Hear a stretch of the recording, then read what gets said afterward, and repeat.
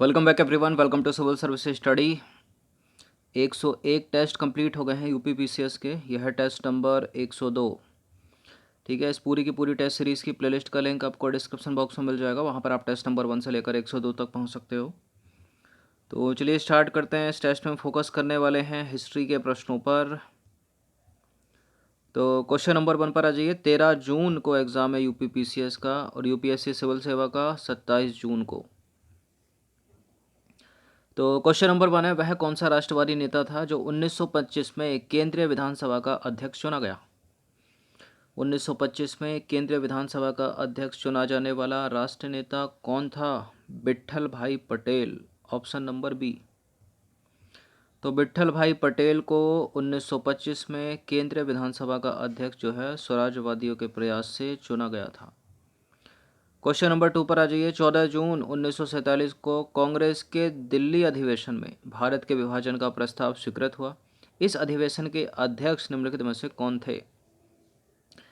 किसने की थी 1947 के कांग्रेस के दिल्ली अधिवेशन की अध्यक्षता जिसमें भारत के विभाजन का प्रस्ताव स्वीकृत हुआ? आचार्य जेबी कृपलानी, ऑप्शन नंबर सी।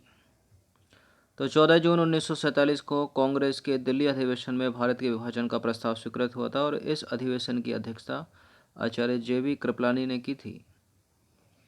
क्वेश्चन नंबर 3 पर आ जाइए। यहाँ एक क्रांति होने जा रही है, यहाँ मतलब भारत में, और हमें जल्दी से चले जाना चाहिए। यह कथन निम्नलिखित में से किसका है? Sir Stafford Cripps, Pethick Lawrence, A V Alexander या फिर लॉर्ड वेबल? तो क्रिप्स का नहीं है, लॉरेंस का नहीं है, अलेक्जेंडर का नहीं है, ये है लॉर्ड वेबल का। सीधे सीधे याद रखिएगा। ठीक है, लॉर्ड वेबल ने कहा था। नेक्स्ट क्वेश्चन है, क्वेश्चन नंबर 4 पर आ जाइए। निम्नलिखित में से किस पुरास्थल से पाषाण संस्कृति से लेकर हड़प्पा सभ्यता तक के सांस्कृतिक अवशेष प्राप्त हुए हैं? किस एक पुरास्थल से पाषाण संस्कृति से लेकर हड़प्पा सभ्यता तक के सांस्कृतिक अवशेष प्राप्त हुए हैं? मेहरगढ़ से। तो मेहरगढ़ पुरास्थल से पाषाण संस्कृति से लेकर जो है हड़प्पा सभ्यता तक के सांस्कृतिक अवशेष प्राप्त हुए हैं। हड़प्पा सभ्यता यानी सिंधु घाटी सभ्यता 5000 साल पुरानी है। गंगा घाटी में धान की खेती का प्राचीनतम प्रमाण निम्नलिखित में से कहाँ से मिला है? गंगा घाटी में धान की खेती का प्राचीनतम प्रमाण मिला है लुहरा देव से, ऑप्शन नंबर ए। तो गंगा घाटी में स्थित है संत कबीर नगर का लुहरा देव गांव, वहां धान की खेती के प्राचीनतम प्रमाण जो है 7000 ईसा पूर्व प्राप्त हुए।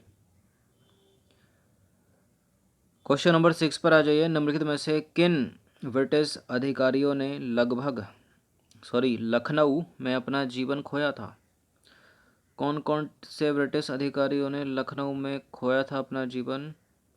जनरल नील ने खोया था, मेजर जनरल हैवलॉक ने खोया था, सर हेनरी लॉरेंस ने खोया था, सर जॉन निकलसन ने दिल्ली में खोया था। तो पहला एलिमिनेट कर दीजिए, जहाँ जहाँ एक है वो नहीं होगा, ये गया, ये गया, डी भी गया, तो सी हो जाएगा इसका आंसर 2, 3, 4। तो जनरल जॉन निकलसन दिल्ली में मारा गया, बाकी शेष जो है लखनऊ में मारे गए थे। क्वेश्चन नंबर 7 पर आ जाइए। निम्नलिखित में से भारतीय राष्ट्रीय कांग्रेस के किस अधिवेशन में महात्मा गांधी ने कहा था कि गांधी मर सकते हैं परंतु गांधीवाद सदैव बना रहेगा? गांधी मर सकते हैं परंतु गांधीवाद सदा सदा बना रहेगा, ये महात्मा गांधी ने कहा था उस अधिवेशन में, उस कांग्रेस के अधिवेशन में जिसकी अध्यक्षता की थी किसने? वल्लभ भाई पटेल ने, यानी कराची अधिवेशन 1931 में कहा था। इम्पोर्टेंट है ये। तो 45वां कांग्रेस अधिवेशन था ये 1931 का कराची अधिवेशन। इस अधिवेशन की अध्यक्षता वल्लभ भाई पटेल ने की थी। इसी अधिवेशन में गांधी जी ने कहा था कि गांधी मर सकता है परंतु गांधीवाद सदैव जिंदा रहेगा। क्वेश्चन नंबर 8 पर आ जाइए। वर्ष 1928 में हिंदुस्तान सोशलिस्ट रिपब्लिकन एसोसिएशन की स्थापना निम्नलिखित में से कहाँ हुई थी? कहाँ हुई थी 1928 में हिंदुस्तान सोशलिस्ट रिपब्लिकन एसोसिएशन की स्थापना? लाहौर लगाकर गलत मत कर देना क्योंकि इसका उत्तर है दिल्ली। तो 9 और 10 सितंबर 1928 को फिरोज शाह कोटला मैदान दिल्ली में उत्तर भारत के युवा क्रांतिकारियों की एक बैठक हुई। युवा क्रांतिकारियों ने सामूहिक नेतृत्व को स्वीकारा और समाजवाद की स्थापना करने के लिए अपना लक्ष्य निर्धारित किया। संगठन का नाम रखा गया Hindustan socialist Republican association. Gautam Buddha की माँ जो थी निम्नलिखित में से किस वंश से संबंधित थी? शाक्य, माया, लिच्छवी, कोलीय। गौतम बुद्ध की माँ का नाम था माया देवी और वो कोलीय वंश की कन्या थी, डी। तो गौतम बुद्ध का जन्म हुआ था 563 ईसा पूर्व कपिलवस्तु के समीप लुम्बिनी में। कहाँ है लुम्बिनी? नेपाल में। इनके पिता का नाम था शुद्धोधन। कपिलवस्तु के शाक्यगढ़ के प्रधान थे वो। उनकी माता का नाम माया देवी था जो कोलीय वंश की कन्या थी। और गौतम बुद्ध के बचपन का नाम क्या था? सिद्धार्थ। सिद्धार्थ आपने बचपन में पढ़ा होगा। Siddharth was the son of. Question number 10 पर आ जाइए। निम्नलिखित में से कौन एक ग्रंथ 16 महाजनपदों का उल्लेख करता है? इंपॉर्टेंट है प्रश्न, बहुत बार पूछा गया है एग्जाम में। अंगुत्तर निकाय, अंगुत्तर निकाय इसका उत्तर है, ऑप्शन नंबर ए। तो बौद्ध ग्रंथ अंगुत्तर निकाय से ज्ञात होता है कि महात्मा गौतम बुद्ध के उदय के पहले समस्त उत्तरी भारत में 16 बड़े राज्यों में विभाजित था। समस्त उत्तरी भारत जो है 16 बड़े राज्यों में विभाजित था। इनके नाम इस प्रकार हैं: काशी, कौशल, मगध, बज्जी, मल्ल, चेदी, वत्स, कुरु, पांचाल, मत्स्य, सूरसेन, अश्मक, अवंती, गांधार, कंबोज। ठीक है। उस पाल शासक का नाम बताइए जिसने विक्रमशिला विश्वविद्यालय बनाया था।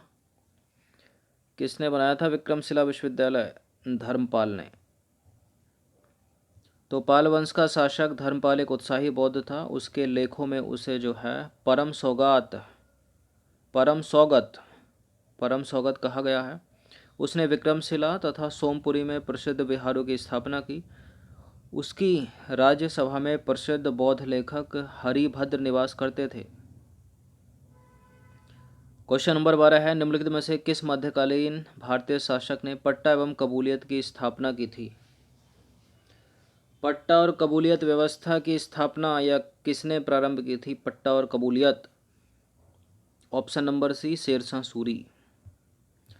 तो शेरशाह का विश्वास था कि साम्राज्य को स्थायित्व प्रदान करने के लिए जो है कृषकों को सुखी और संतुष्ट रखना अत्यंत आवश्यक है। राज्य की ओर से प्रत्येक कृषक को एक पट्टा दिया जाता था जिसमें कृषक का नाम, खेत का विवरण तथा उससे भू राजस्व के रूप में वसूल की जाने वाली जो धनराशि है वो अंकित होती थी। कृषक राज्य को कबूलियत प्रदान करता था जो इस प्रकार से उसकी स्वीकृति थी कि वह भू राजस्व की निश्चित धनराशि चुकता करेगा। पट्टा एवं कबूलियत एक प्रकार से राज्य एवं कृषकों के मध्य एक समझौता था। क्वेश्चन नंबर 13 पर आ जाइए। मुगलों एवं मेवाड़ के राणा के मध्य चित्तौड़ की संधि किस शासक के शासनकाल में हस्ताक्षरित हुई? बताइए। मुगलों एवं मेवाड़ के राणा के मध्य चित्तौड़ की संधि किस शासक के शासनकाल में हस्ताक्षरित हुई? जहांगीर, याद रखना इसका नाम। ठीक है, चित्तौड़ की संधि जहांगीर। तो 1615 ईस्वी में मेवाड़ के राणा अमर सिंह तथा बादशाह जहांगीर के मध्य चित्तौड़ की संधि हुई, जिसके अनुसार राणा ने बादशाह की अधीनता जो है वो स्वीकार कर ली। दूसरा, राणा ने क्या किया? अपने पुत्र युवराज कर्ण को अपनी सेना के साथ बादशाह की सेवा में भेजने का वचन दिया। तीसरा क्या किया? चित्तौड़ का दुर्ग इस शर्त पर राणा को लौटाया गया कि वह न तो उसकी किलेबंदी करेगा और न ही उसकी मरम्मत करेगा, जैसा का तैसा छोड़ना था। क्वेश्चन नंबर 14 पर आ जाइए। प्राचीन भारत के सांस्कृतिक इतिहास में पाणिनि और पतंजलि ख्याति प्राप्त नाम है। यह किस राजवंश के समय फले फूले? पाणिनि ने लिखी है, पतंजलि की है महाभाष्य, ठीक है, और अष्टाध्यायी लिखी है पाणिनि ने। इंपॉर्टेंट है, दोनों के दोनों रचनाएं बहुत पूछते हैं इनको। शुंग वंश के राजवंश में फले फूले ये। तो पाणिनि और पतंजलि शुंग काल में फले फूले। पाणिनि ने अष्टाध्यायी तथा पतंजलि ने महाभाष्य नामक ग्रंथ की रचना की थी। प्राचीन श्रावस्ती का नगर विन्यास किस प्रकार का है? वृत्ताकार, अर्धचंद्राकार, त्रिभुजाकार या आयताकार? बताइए। देखिए, आयताकार नहीं है, एलिमिनेट कर दिया। वृत्ताकार भी नहीं है, बताइए इनमें से क्या है उत्तर? त्रिभुजाकार या अर्धचंद्राकार? अर्धचंद्राकार है, ऑप्शन नंबर बी। तो बुद्ध काल के प्रसिद्ध राजतंत्र कौशल की राजधानी श्रावस्ती तत्कालीन भारत की समृद्धशाली नगरी थी। इस स्थान की पहचान गोंडा जिले के साहेत माहेत नामक स्थान से की गई है। यहाँ से नगर के प्राचीन खंडर प्राप्त हुए हैं जिसका आकार अर्धचंद्राकार था। तो सारे के सारे प्रश्न जो इसमें अंकित हैं इस टेस्ट में इम्पोर्टेंट है और उससे भी ज़्यादा इम्पोर्टेंट है ये एक्सप्लेनेशन। तो कम से कम एक बार इस पर नज़र आप डाल सकते हो। बाकी सिविल सर्विसेज स्टडी चैनल को सब्सक्राइब कर लीजिए। रेड बटन का ये रेड कलर में जो सब्सक्राइब लिखा है इसको दबा सकते हो नीचे, ठीक है। और बेल आइकन को भी प्रेस कर लेना। टेलीग्राम चैनल से जुड़ जाइए सिविल सर्विसेज स्टडी के, डिस्क्रिप्शन बॉक्स में उसका लिंक है। धन्यवाद।